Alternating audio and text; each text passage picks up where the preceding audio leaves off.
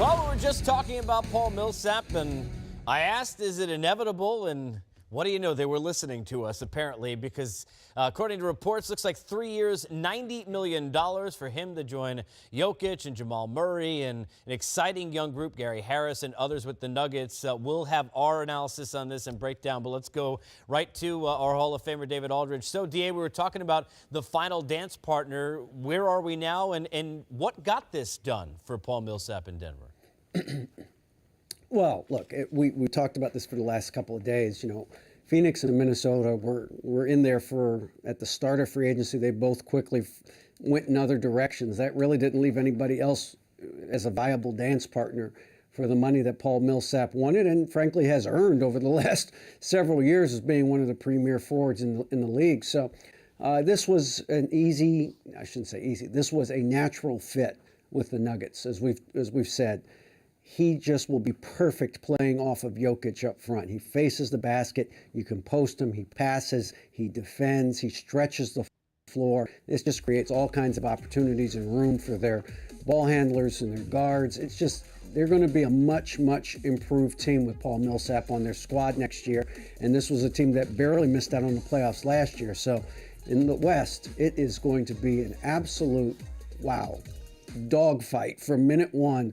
Really 1 through almost 12 in the Western Conference. I mean, there's not going to be a night off anywhere in the West with all the moves that have been made already. DA, are you surprised that Millsap only gets 3 years? And then if I can kind of add to that, if he's only getting 3 years, are you surprised that Atlanta doesn't give at least more than that, give 100, 110? It seems like a deal they could have afforded, right? Well, they could have afforded it, but they said very frankly and openly that they weren't going to give him the max. And really, if you're Paul Millsap, the only reason you'd stay in Atlanta is to get the max. I mean, that is not a championship caliber contending team. Not to say that Denver is, but Denver's going to pay you more. $30 million a year is more than Atlanta is going to feel comfortable paying you.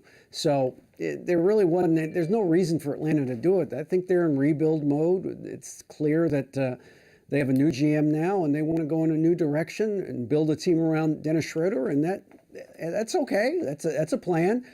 From their standpoint, I don't think it's not throwing good money after bad, but it's not going to get you anywhere by throwing a lot of money at Paul Millsap. DA, appreciate it. Hang tight by the phone. The next name I mentioned to you, they'll sign within 30 seconds, so hang tight. Stu, let me ask you kind of same question. We knew Kyle Lowry, the 3-year deal made sense, right? Because they didn't want to give him at his age a 5-year deal, and Kyle Lowry wanted the annual value to be higher. That was a match. Are you surprised that with the player Millsap is, at his age, he doesn't get more than 3 years? A bit I am, but at the same time, the trend has really been during this free agent season. The teams are making the statement that they don't want to sign guys to longer-term deals when they don't have to. At $30 million a year, I think it's an appropriate number for Millsap, albeit that the years aren't as long. But listen, I mean, for Millsap, you take the money because you're going to a team that you seemingly think you have a great fit for. Right now, if you look at the Denver Nuggets, you have to pencil them in as a playoff team versus last year missing it by a game. I'm just excited about this signing, and I don't get excited about a lot of free agent signings. And I'm just excited about the Nuggets, as I'm sure their fans are. I mean, just given what they've done here over the last month with trading for, Trey Lyles and, getting Tyler Lyon in the draft, Monte Morris, and now Millsap to go with their existing group of good young players. I mean, you got to understand, this is a very exciting signing. And Millsap has to be excited. Yeah. He gets to go in.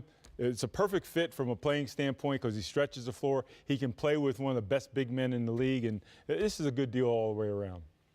I love it. I'm with Stu. I'm excited. I mean, I thought Denver so far has had the best offseason. When we just talked about it when they added Millsap. And my reason is you have guys that can pass the basketball, high basketball IQ. I think Coach Malone has done a fantastic job.